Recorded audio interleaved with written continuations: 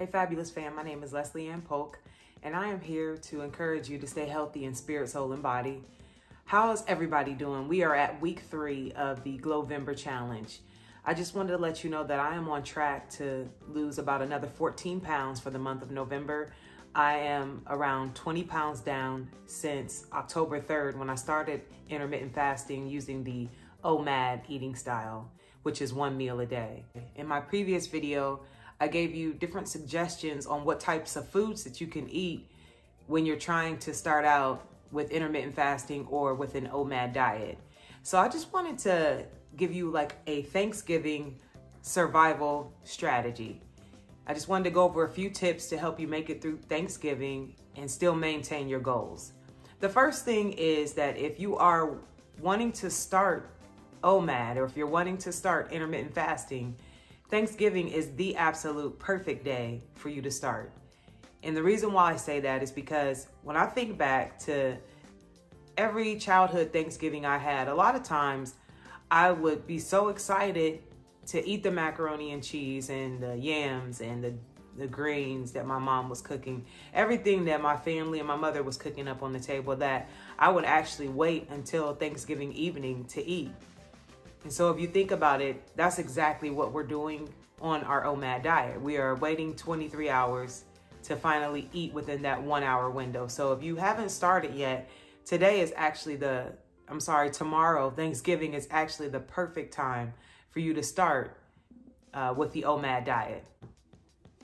And number 2, I just want to give you a suggestion on how to handle your eating on Thanksgiving Day. And one thing I would suggest is using mathematics. So many of you are using some type of calorie tracking app on your phone to keep track of every meal that you eat throughout the day. I did Weight Watchers for many years. Some of you are still doing Weight Watchers. Many of you are using something like MyFitnessPal. And every time you eat, you're actually putting in the calories for that certain food item that you're eating, and you're maintaining your weight or losing weight by staying under a certain calorie amount. My calorie amount is definitely under about 1,500 at this point. It's usually between 12 to 1,500 calories. That's where I stay. And sometimes it's actually less than that because I'm not as hungry as I used to be before. But just use math. You know, if you want to eat a little bit more on Thanksgiving, then you can pull some of the calories from today. So maybe eat a little bit less today. Maybe just eat, a chicken breast and a salad today so that you can have a little bit more tomorrow. And then if you eat a little bit more tomorrow, maybe on Friday and Saturday, try to go a little bit more lean with the leftover foods that you eat. So just use math and try not to overdo it. Number 3 is to pre-track your meal. So if you are using some type of an app, like I said before, like MyFitnessPal, go ahead and visualize what your plate is going to look like and put everything in your calorie tracker before you even eat Thanksgiving dinner. So you're basically setting yourself up for success. You're putting in everything that you know you're going to eat. You're taking a mental note of how many calories you're bringing in, and you're using this to sort of balance yourself and also just to plan out your meal. Number 4, don't eat until you're stuffed. You want to stop eating before you reach that point where you feel like your stomach's about to pop and you have to pull away from the table and, pull your pants up over your belly to the point where you can hardly breathe. Don't get to that point. Drink water throughout the day. Eat your meal slowly until you're satisfied, and then back away from the table. The leftovers aren't going anywhere. We all know they'll be there all weekend usually. So don't eat until your stomach explodes. Just maintain some self-control while you're eating and slow down a little bit.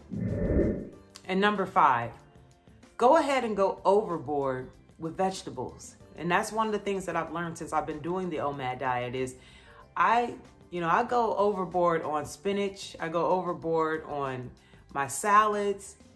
I sometimes overdo it a little bit with cauliflower. If you go overboard and your plate is filled with vegetables, then you won't eat as much meat and you won't eat as much dessert.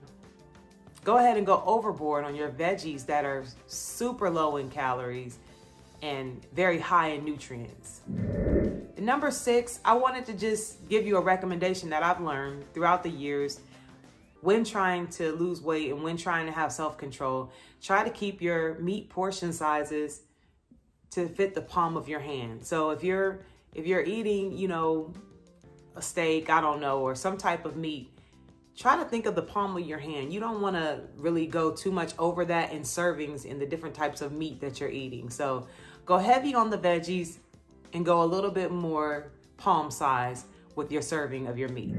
Number 7, why don't you just dance with your family or do some type of physical activity? You know, it might rain here in Ohio tomorrow, but I plan on getting a walk in. I plan on maybe turning on some music and dancing around the house with my family. I plan on laughing. I plan on just moving.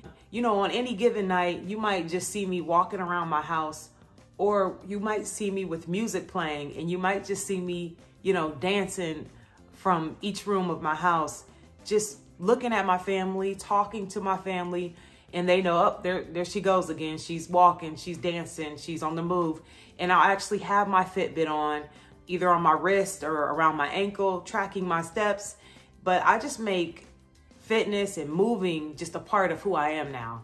I don't sit around too much. I don't watch too much TV. I do when it's time to, but I try to sneak in dancing, even though I'm not the best dancer in the world. I try to sneak it in at any time that I can, because let's face it, it's just fun. Finally, number 8, how to survive Thanksgiving Day. Give thanks. You know, this has been a crazy year for everybody. And if you are still here, if your family is here, if you are sharing this day with someone, if you are going to be on a Zoom call with people who you love or people who you're close friends with, just give thanks. Just stay in a state of gratitude, because this has been a rough year and we are all survivors, and we deserve to just sit back and just be thankful for all the blessings that we've been given this year. So I don't want to take up too much of your time. I know you're with your family and I know you're preparing for your meal, but I just wanted to give you a few tips to help you survive this day and to come out on top. So I will be back next week for our final weigh-in for our Glowvember challenge. Until then, just remember all the things we talked about in our last video and in this video. Go ahead and subscribe to my YouTube channel so you'll be notified every time I produce a new video. Follow me on Instagram. Leslie Ann Polk is my handle there. I do give updates on my challenges and different things like that on my Instagram channel. So until I see you next week, stay fabulous.